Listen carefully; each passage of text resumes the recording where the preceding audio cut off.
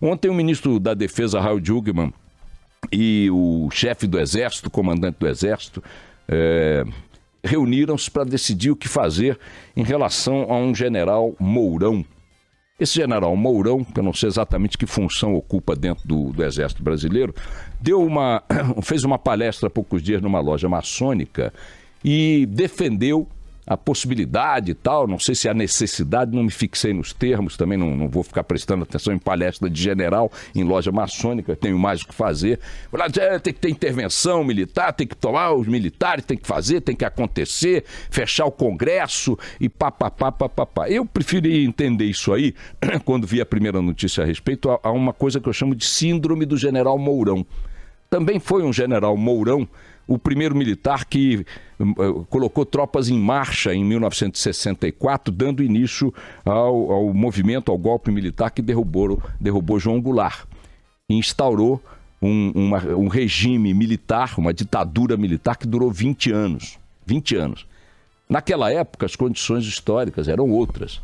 Né? Tínhamos também um presidente que não tinha sido eleito, embora naquela época votasse para vice-presidente da República, mas ele foi eleito vice-presidente de Jânio, assumiu na renúncia de Jânio.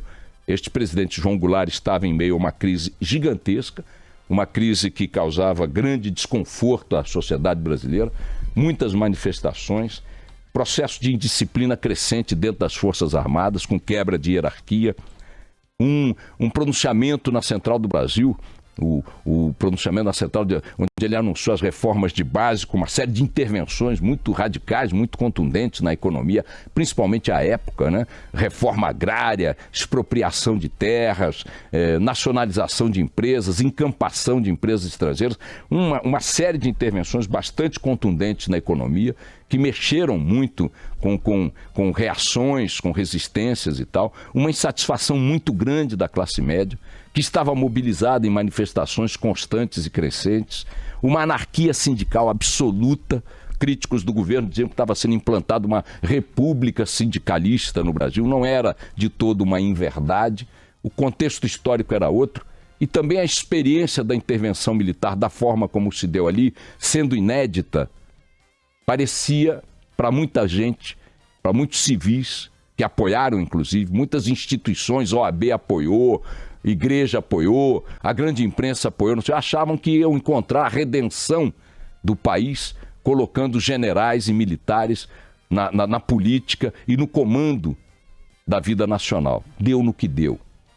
Muita gente alimenta certos mitos, dizendo que os militares são mais honestos que os civis quando estão na gestão pública. Isso é uma mentira. Os militares são uma categoria que, como a dos civis no comando de máquinas públicas, que tem baixo nível de vigilância popular, roubam da mesma maneira, corrompem-se da mesma maneira. É um mito achar que militares... As grandes empreiteiras hoje expostas pela Lava Jato, as maiores delas, Odebrecht, Andrade Gutierrez e tal, essas empreiteiras ganharam corpo, ossatura, dimensão no regime militar brasileiro. Vocês acham que ganharam dando cestas de bombom para as senhoras dos militares? Vocês acham que a Odebrecht operava com outros padrões morais? Andrade Gutierrez? A Mendes Júnior? Vai procurar a história da Mendes Júnior para ver a relação da Mendes Júnior com o aparato do governo militar, para ver se era isso. E outra coisa, para não dizer que foi no passado, até hoje toda hora aparecem denúncias de concorrências feitas no âmbito militar, marcadas pelas mais variadas suspeitas. Tem até hoje militar sendo condenado aqui e ali por desvio de dinheiro público em obras. Tem irregularidade na gestão de recursos na área militar, como tem na área civil, com menor visibilidade, porque a estrutura militar oculta, por princípios que eu não vou discutir aqui, o que acontece dentro dela. É um detalhezinho saboroso, uma cerejazinha? Tem um almirante preso pela Lava Jato. Aliás, não é a Lava Jato, é uma outra operação. O almirante está lá em cana. É bem verdade que sua cana é mais confortável que a dos civis. Está numa unidade militar, com gente batendo continência para ele, etc. Isso os militares não dizem. Ah, mas os presidentes militares saíram do governo pobres. E vamos lá, os presidentes civis que saíram ricos do governo, depois do fim da ditadura, ricos já eram, graças à ditadura. O senhor Fernando Collor ganhou o poder que a sua família tem na ditadura militar e, portanto, sua fortuna. O senhor José Sarney foi um grande aliado da ditadura militar. O aparato que colocou o Maranhão como uma capitania hereditária da quadrilha Sarney foi um aparato montado na ditadura militar, com o beneplácito da ditadura militar. Os presidentes civis que posteriores à ditadura, o Itamar saiu de Fusquinha. A Dilma Rousseff, falem o que quiser, mora numa sala 2 quartos em Ipanema, em rua de trânsito. Não é exatamente um endereço dos milionários. O Fernando Henrique Cardoso leva a sua vida de professor e tal, ex-presidente da República. Ninguém pode dizer que o Fernando Henrique Cardoso é um milionário. Então que palhaçada é essa de ficar... porque os militares... Militar é igual a gente, só que bota uniforme. Então, ontem a decisão do Jungmann com o chefe militar do comandante do Exército, o Eduardo Vilas Boas, de não punir esse general Mourão, me pareceu correta. Não tem que dar palanque para esse general, nem para nenhum outro.